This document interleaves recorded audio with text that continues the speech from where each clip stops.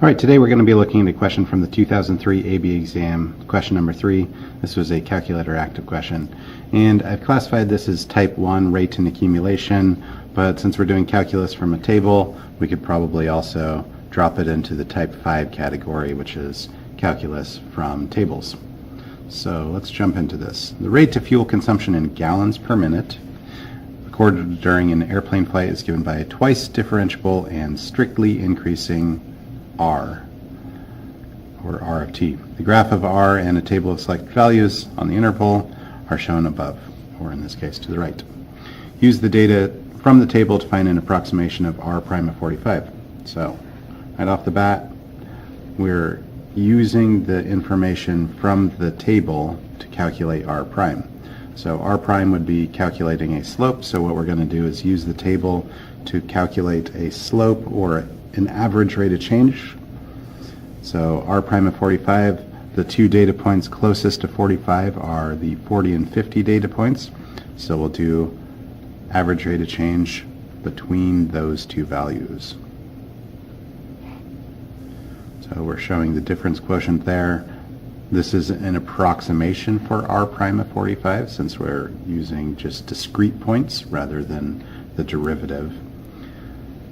R50 is 55 minus 40 over 50 minus 40, which is 15 tenths, which is 1.5 or 3 halves.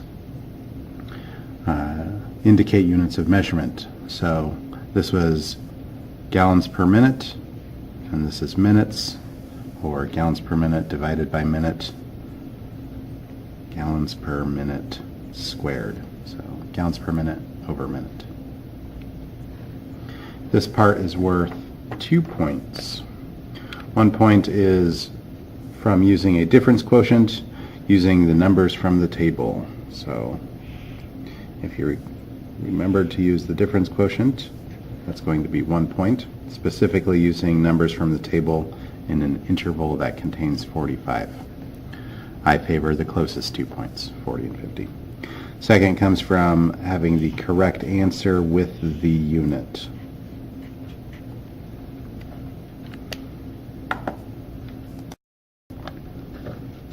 All right, let's move on to part B. The rate of fuel consumption is increasing fastest at time 45.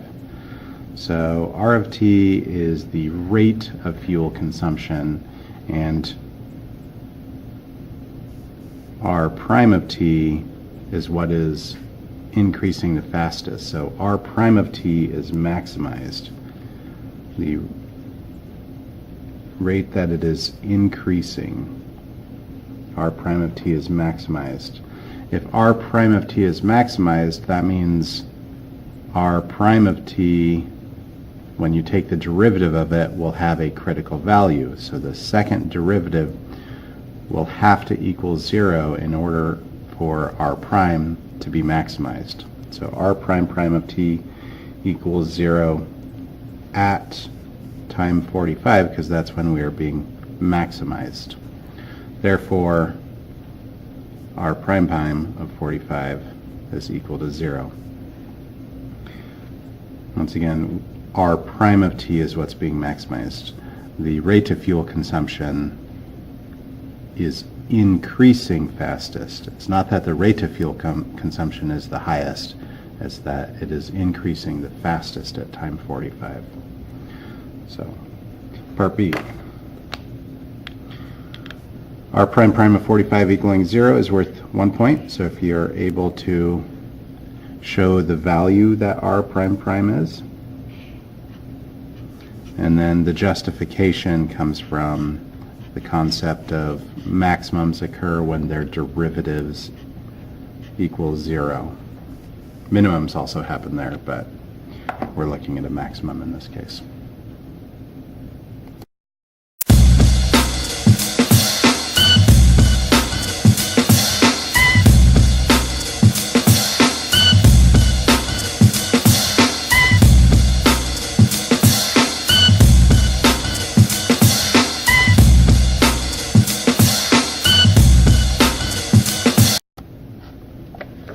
Okay, moving on to part C.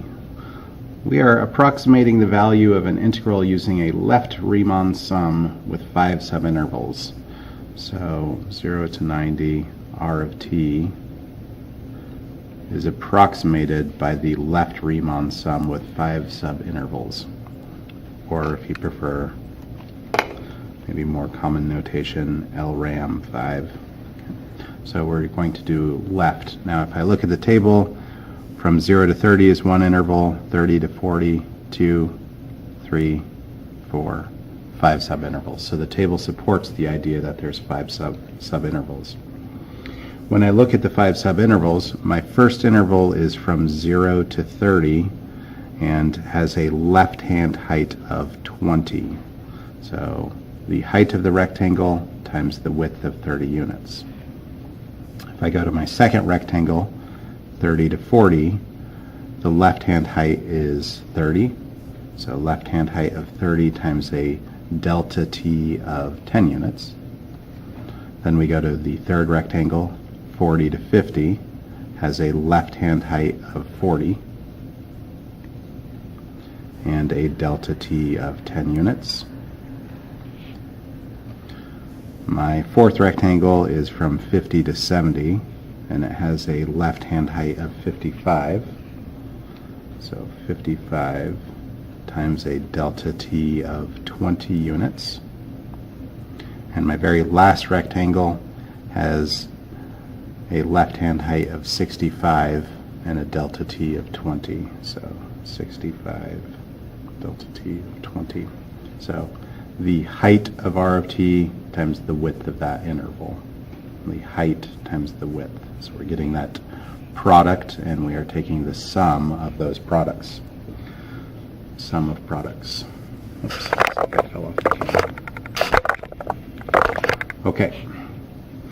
This is a numeric answer and will get us the points for finding the value of the left Riemann sum. If you were to grab your calculator, since it's calculator active, and add this up, you would get 3,700. Now the question asks us two things. First, approximate the value, and then is this approximation less than the value of r of t, the true value? So this is less than 3,700 is less than the true value. And the reason for that has to do with the fact that r of t, because r of t is strictly increasing,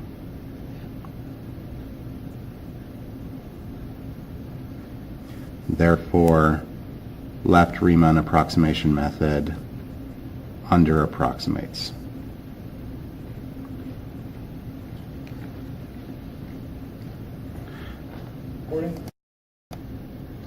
And to enforce that visually, if we take their graph and draw left rectangles, we can see that left rectangles will under approximate because we're missing out on that area right there. Okay, this is worth 2 points. First point comes from the left Riemann approximation, if you have that correct.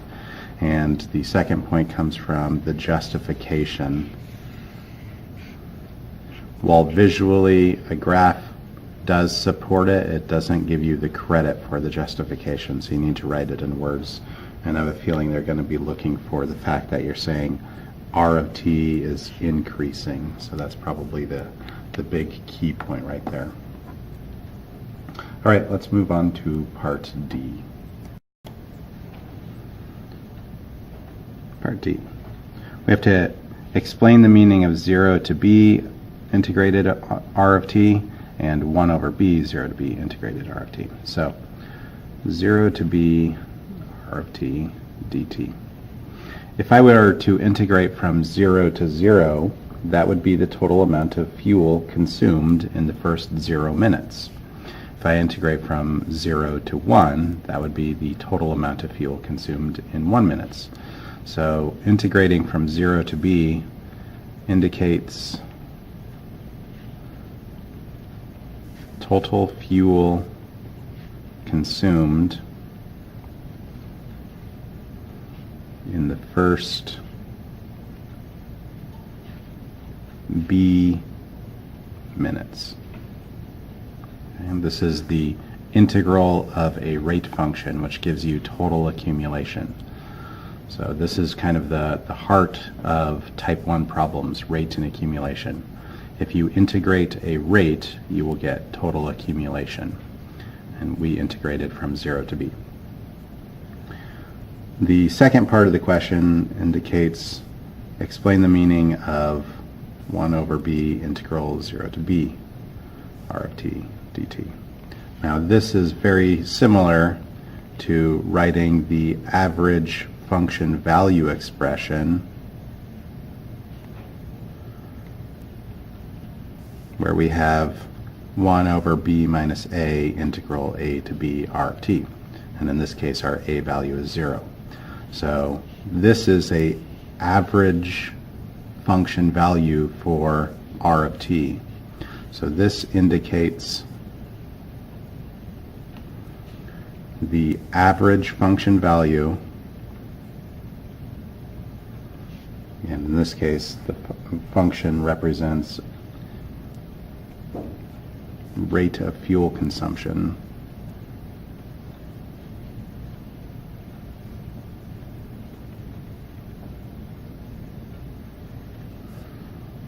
in gallons per minute during the first B minutes.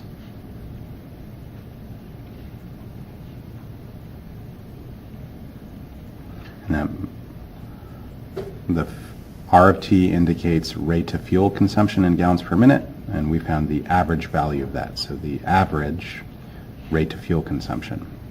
Now, if we read the question again to double check that we've done things, we notice it says indicate units in both answers. So average rate of fuel consumption in gallons per minute during the first B minutes. We got that one. Indicates total fuel consumption in gallons. G-A-L-L-O-N-S, in gallons. Okay. So there's our two parts. We've got our units on both of them, and we've answered both parts of D. D is worth 3 points. The first point comes from the meaning, total fuel consumed in B minutes. That's worth 1 point. Second one comes from the meaning, average rate of fuel consumed during the first B minutes. And then if you have the units correct in both of them, then that's your third point. All right, thanks for watching. Ask good questions, conquer the world. Be sure to smash that like button.